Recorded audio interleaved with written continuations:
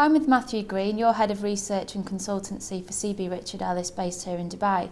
Can you tell me about the next report you're currently researching for that's due out in the next couple of weeks? Yep, we're actually looking at our Dubai and Abu Dhabi market view documents, which as you say should be released within the next couple of weeks, and we'll be looking at the trends for Q3 and also a bit looking forward into the next year.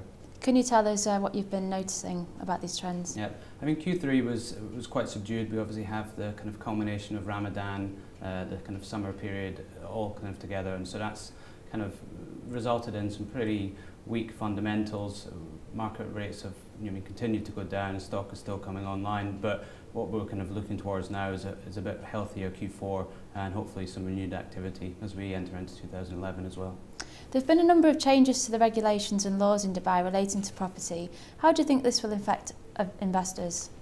On the investor side, what we're starting to see is more regulations, more laws, which is helping to improve the level of transparency. I think as we move forward and mature as a market, that really is going to be one of the key trends that is emerging. How about end users? From the end user, again, more transparency with the strata law that's coming in. We're obviously going to have the creation of owner association. There's going to be more understanding of what actually goes into the service charges, and obviously then for the end user that's going to be important. They're going to know exactly what they're paying and why they're paying it. And what will the changes have on the developers? For a developer's point, it's more to do with accountability. Up until now, the developer has really been able to say what it wants, do what it wants, and not have to provide any kind of great deal of information. We're starting to see that change. We're starting to see developers kind of understand that the end user and investors are obviously very important to them, and they need to change the way they do things to meet their needs. And I think, again, hopefully that is a trend which will continue as well. And what other changes do you think could be made?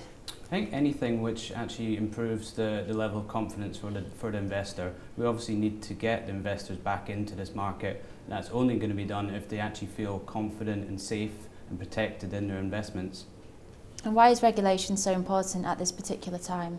Again, it's really just on the investor side. They need to feel safe, and they need to feel protected when they're kind of entering into these transactions. I think certainly historically the developer has really kind of had the upper hand.